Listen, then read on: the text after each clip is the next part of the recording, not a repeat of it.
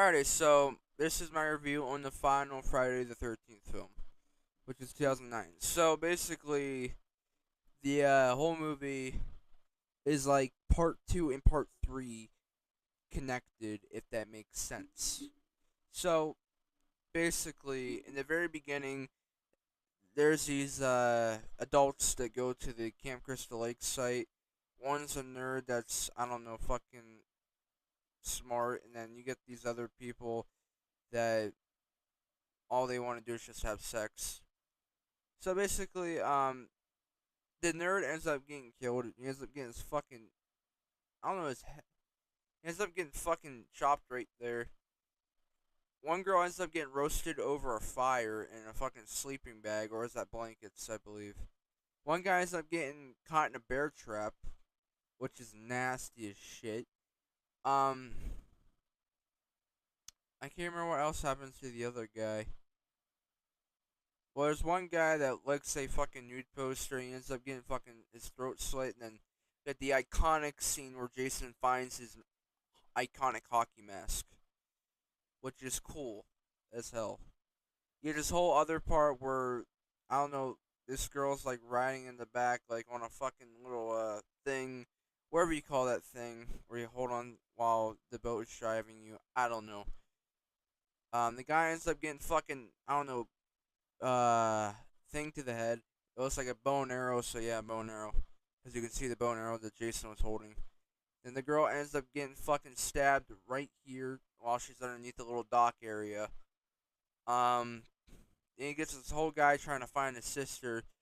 Turns out his sister's actually alive. She's just been underneath some fucking tunnel system that Jason created. Yeah, I never really understood that. He's this whole dickhead guy that's rude to the fucking other guy that's trying to find his sister. Because the other guy who's being a dick is fucking rich. So, um, but there's one part where the I don't know the black guy's name. He was trying to get a nut off, but he goes outside to look for his friend, which is the guy that makes a fucking mess in the garage. I think he died. I think the guy in the garage dies by yeah, he gets a fucking screwdriver to the throat, which is pretty fucking nasty as shit. Like I said before.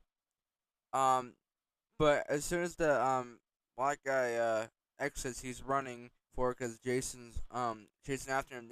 Then fucking Jason literally throws the fucking machete at his back, and he finishes the job off by impaling him fully through the chest. Now, how gnarly is that? That's awesome. That's awesome. That's really awesome. Um, the uh the other guy, the one that's a dickhead, he ends up getting impaled on the back of this truck, I think, with the spikes.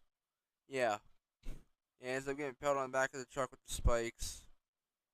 And you get this other girl who was having sex with him. Jason ends up stabbing her and then killing her. And you get this whole other part where the guy that's looking for his sister ends up finding his sister, Whitney, which is in the underground tunnel system. He ends up freeing her, but the other girl ends up dying. Then you get this whole part where they're in this whole area where the grinder is, and they wrap a chain around Jason's fucking neck and saying, I don't know, some kind of pendant thing. I don't know what that means. They never really explained that in the film.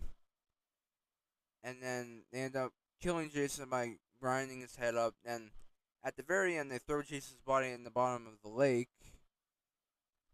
Um, then Jason pops out with his hockey mask still on, even though the hockey mask was off him when it was at the bottom of the lake. So was that a dream sequence or was it not? I'm so confused. I don't think they ever explained that. This shit on Reddit. In earliest pages of the sequel script, Whitney's body is seen below the ice. It wasn't a dream. Okay then, so it wasn't a dream. All right. Well, I guess she dies. I guess she does die because he loses his sister either way. But um, it's a good ass fucking reboot, a good remake. Derek Mears done amazing as always. Not better than Kane Honor though. Nothing will ever be better than Kane Honor. Well, part three, Jason, is my favorite.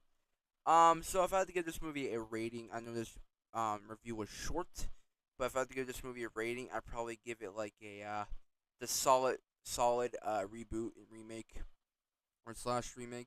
I give it an 8. It's good for the fucking blood and gore. It's good for the characters. I actually hated some characters. I actually liked some characters. The story, I don't think it made sense. It kind of tied between part 2 and 3, Jason Connected, which is pretty cool. Both great fucking films.